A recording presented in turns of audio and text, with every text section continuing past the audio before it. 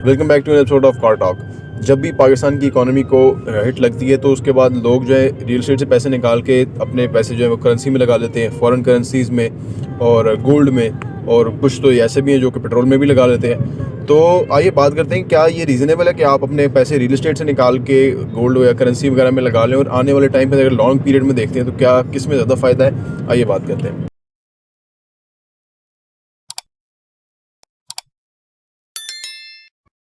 बिस्मिल्लाहिर्रहमानिर्रहीम, अस्सलाम वालेकुम रहमतुल्लाहि व बरकातहू। मेरा नाम अहमद अकील है। मुझे एक वाक़या याद आ गया। मैं बच्चा था उस वक़्त, तो हमारे शहर में ना एक शख्स साइकिल पे वो हर दुकान पे जाता था और वो माचिस नहीं होती जो माचिस से डब्बी है, वो ख़रीद लेता था जितनी भी हो। तो वो ख़रीद के घर जमा कर रहा था। उससे लोगों ने पूछा है क्यों, तो वो पहले बताता नहीं था। फिर उसने बताया कि भाई माचिस महंगी होने वाली है, ठीक है ना। तो हमने सोचा यार ये तो जो है ना, ये तो बड़ी डेंजरस भी है, आग भी लग सकती है यार। ये वो है, मुझे वो शख्स अभी भी याद है, उसकी साइकिल याद है। दोनों तरफ उसने उसके बोरे से बनाए हुए थे जहाँ वो डाल रहा था। ऊपर हाथ रखा हुआ था, इतनी माचिस से उसके पास थी, वो कट्टी कर रहा था। तो हमारे ना दो चीज़ें हैं। एक तो हमारे जो बिजनेसमैन हैं या आप समझ लो ये कारोबारी लोग हैं, ज़्यादा एक्सपोजर और इल्म नॉलेज नहीं रखते, बस कई कारोबार में आगे दुकान खोल ली, कोई चलते रहे। दूसरा, हमारे ना ईमान की बहुत कमज़ोरी है, ठीक है ना। हमें कोई भी काम करने से पहले सोचते नहीं यार ये जायज़ भी है कि नहीं, या हमारे लिए तो मुफीद है, फ़ायदा है, प्रॉफिट है, क्या इंसानों के लिए मुफीद है कि नहीं, ठीक है ना। क्या हुकूमत के लिए टैक्स के मामला, यार हर हवाले से हम नहीं सोचते कि क्या ये मुफीद है कि नहीं है, ठीक है ना।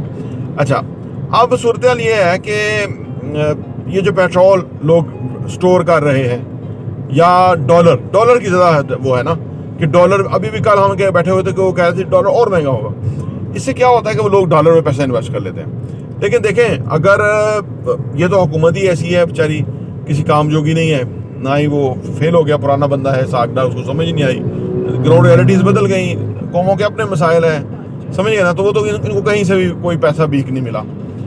तो ऊपर से आर्मी चीफ भी जो है वो भी जो है ना, मतलब इलेक्शन होने चाहिए थे ताकि एक प्रॉपर सिस्टम बन जाता, लेकिन वो नहीं बन सका अनफॉर्चुनेटली। तो ये चीज़ें इसलिए जब तक कोई सिस्टम नहीं बनता, कोई इलेक्शन नहीं हो जाते, ये हुआ है, क्योंकि जो भी आएगा फिर इक़दामात करेगा।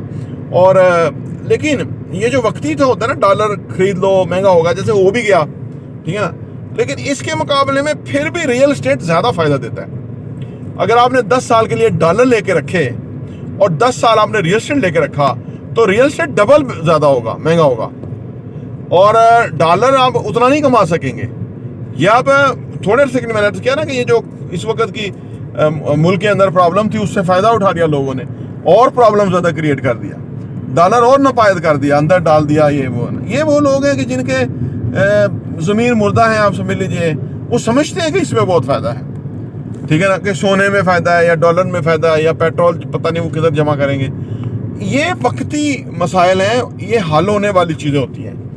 अच्छा, अब अगर फर्ज करो उन्होंने 10 साल के लिए डॉलर रख लिया, किसी तरह पैसा कमा लिया, अब वो जब रियल एस्टेट लेने जाएंगे ना, तो जितनी कीमत पे उनको उस वक्त मिल रहा था ना, 10 साल बाद या 5 साल बाद या 3 साल के बाद, उतनी कीमत पे नहीं मिलेगा। रियल एस्टेट खुद बहुत महंगा होता रहता है, उसकी अपनी रीजंस हैं, क्योंकि वो है कि इस्तेमाल की चीज़ है, यानी वो मार्केट की डिमांड है, ठीक है ना। तो वो उनको नहीं मिलेगा, तो फिर उसको डॉलर को रख के बढ़ाने का क्या फ़ायदा। ये वो लोग करते हैं, थोड़ी जवारी अप्रोच होती है उनकी, उनको इस तरह की कामों में मज़ा आता है।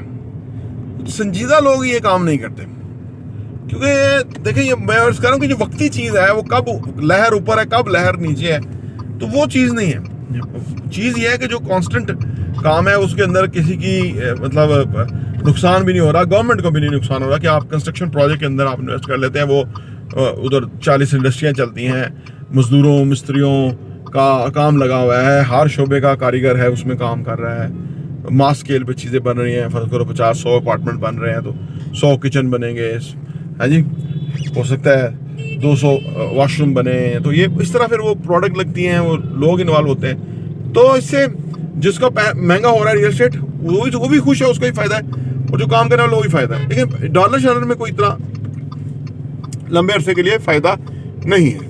हो सकता है कि करेंसी में फिर भी कभी फर्क आए, लेकिन मैं कहना कि ये कोई उस तरह का काम नहीं है कि जिसको बंदा कहे कि अच्छा जी अब हम यही काम करेंगे, ये काम सही है। ये वो काम नहीं है। ये जब तक मुल्क गिरा हुआ है और जिन्होंने नाअहलों ने गिराया हुआ है, वो है कोई ईमानदार बंदा आ गया, कोई अहल बंदा आ गया, खुदा खौफ बंदा आ गया, तो ये मुल्क खड़ा हो जाएगा और डॉलर सस्ता भी हो सकता है। इसमें भी कोई प्रॉब्लम नहीं है। दुनिया की मिसालें हैं कि करेंसी बाउंस बैक की है और हमारी भी इंशाल्लाह बाउंस बैक करेगी करेंसी। अल्लाह करे कि अच्छी लीडरशिप हमें मिल जाए। प्रॉपर्टी देखना बहुत बहुत शुक्रिया।